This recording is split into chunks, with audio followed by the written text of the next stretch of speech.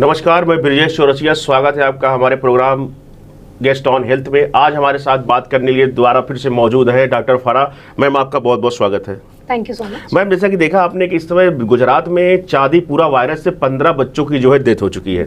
तो आज हम जानेंगे चांदीपुरा वायरस होता क्या है और किस प्रकार ये बच्चों को शिकार बना रहा है। तो मैम बताइए, सबसे सर्वप्रथम बताइए वायरस क्या होता है। देखिए, वायरस जो होता है वो स्मॉल माइक्रोस्कोपिक ऑर्गेनिज्म होता है।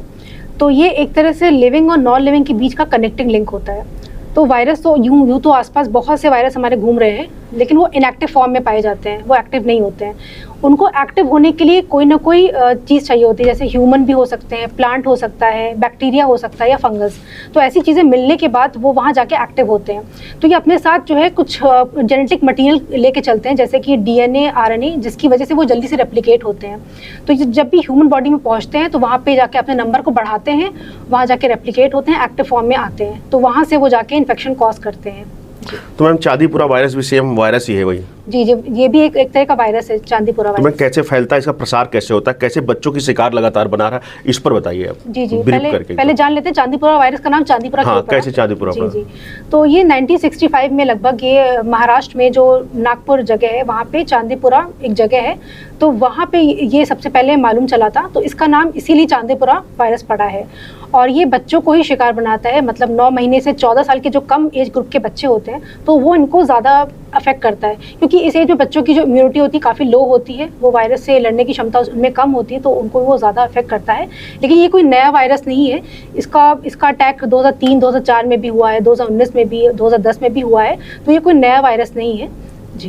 तो इसमें मैम अगर देखा जाए तो मैम इसमें लक्षण क्या आते हैं? कोई बच्चा अगर इन्फेक्ट हो गया है तो लक्षण क्या क्या आते हैं, इस पर बताइए मैम कुछ। जी, तो ये जो वायरस होता है ये मच्छर के काटने से होता है। तो जैसे जो सैंड फ्लाई होता है, एडीज मच्छर होता है जो डेंगू कॉज करता है, तो वही उसी ग्रुप का ये काटने वाला मच्छर होता है।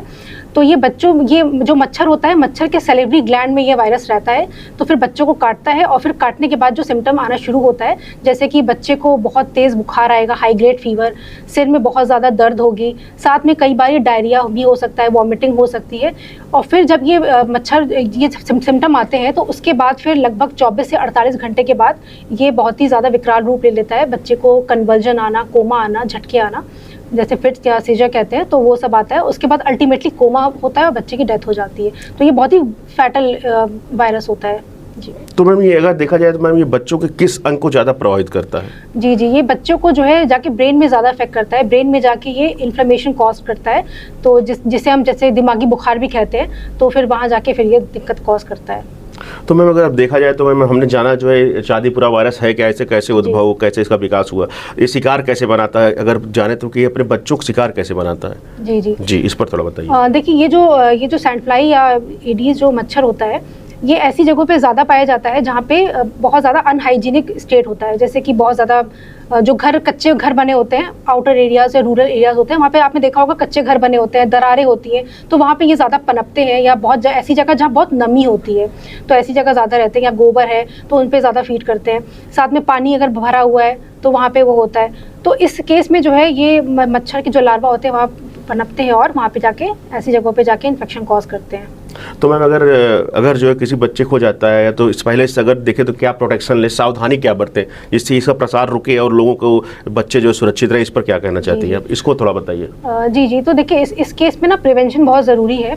प्रिवेंशन ऐसा कि मतलब कि आप अपने आसपास साफ़ सफाई बना के रखें और बच्चे को जो है आप फुल कपड़े पहनाएं। जैसे मौसम गर्म होता है तो हाफ कपड़े पहनाते हैं, तो ऐसा नहीं, फुल कपड़े पहनाइए बच्चे को, फुल स्लीव्स के पैंट पहनाइए पूरा फुल, ताकि मच्छर काटे ना। और मच्छरदानी का उपयोग करें सोते समय। साथ में अपने आसपास जो है दवाइयों का छिड़काव करवाएं और अपने आसपास किसी भी तरह की गंदगी से बचें। तो इससे आप पूरी ये सावधानियां रखेंगे तो डेफिनेटली आप इस वायरस से बच सकते हैं। तो उसमें कोई घबराने की बात नहीं है। अगर आप सावधानियां रखेंगे तो फिर डेफिनेटली हम इसे बढ़ने से बिल्कुल रोक सकते हैं। अच्छा मैम, देखा जाए जिस प्रकार देखा जाए 15 बच्चों की जो है मैम अब तक डेथ हो चुकी है, तो क्या मैम इसका इलाज संभव है कि नहीं है? अगर इसका इलाज संभव है तो किस पैथी में सबसे सिक्योर इलाज इसका है, इस पर थोड़ा बताइए। जी, तो देखिए ये जो है इसका इलाज जो है सिम्टोमेटिक होता है। मतलब जैसे लक्षण हमें दिखेंगे उसी हिसाब से हम इसका इलाज करेंगे। जैसे बच्चे को अगर बुखार आ रहा है तो हमें उसका इलाज करना है, सिर में दर्द हो रहा है या बॉडी में पेन हो रहा है या डायरिया हो रहा है, स्टार्टिंग जो अर्ली सिम्टम होता है, हम अगर इसका इलाज करेंगे तो डेफिनेटली हम इसको बढ़ने से, इसके डिजीज डिजीज़ को प्रोग्रेशन से बचा सकते हैं। और बात करें होम्योपैथी से, होम्योपैथी में इसका बहुत ही अच्छा इलाज है और होम्योपैथिक आप दवाई देंगे तो डेफिनेटली बच्चे को उससे फ़ायदा होगा। होम्योपैथी में बहुत अच्छी दवाइयाँ आती हैं, जैसे मच्छर ने काट लिया है तो लीडम पाल नामक की जो दवाई होती है वो हम देते हैं, तो वो काफ़ी अच्छा उसका रोल रहता है। साथ में अगर बच्चे को बहुत ज़्यादा हाई ग्रेड फीवर है या बॉडी में बहुत ज़्यादा पेन हो रहा है तो बेलाडोना, रस्टॉक्स, इस तरह की दवाइयाँ होती हैं वो हम देते हैं। साथ में जैसे अगर फिट्स आ रहे हैं तो इस केस में भी बहुत दवाइयाँ होती है स्ट्राइमोनियम नाम की, तो वो भी हम दे सकते हैं, तो बच्चे को इससे बीमारी को बढ़ने से रोका जा सकता है। अच्छा मैम, जैसे हमारे कई दर्शक हैं, उनके लगातार हमारे पास कमेंट आते हैं, हम हमसे संपर्क करते हैं। अगर आपसे संपर्क करना हो मैम, एक थोड़ा संदेश दे दीजिए, आप कैसे संपर्क करें आपसे, और भी किसी अगर इन्फॉर्मेटिव वीडियो बनाना किसी डिजीज़ पे, इसके लिए कुछ मैम संदेश दीजिए हमारे दर्शकों को आप। जी, आपको जैसे अगर हमसे कांटेक्ट करना है, आपको अगर अपने पेशेंट को दिखाना है तो आप नीचे दिए गए नंबर पे संपर्क कर सकते हैं। और साथ में आपको अगर कोई किसी भी टॉपिक पे अगर कोई वीडियो चाहिए तो आप डेफिनेटली आप नीचे जो है कमेंट करिए।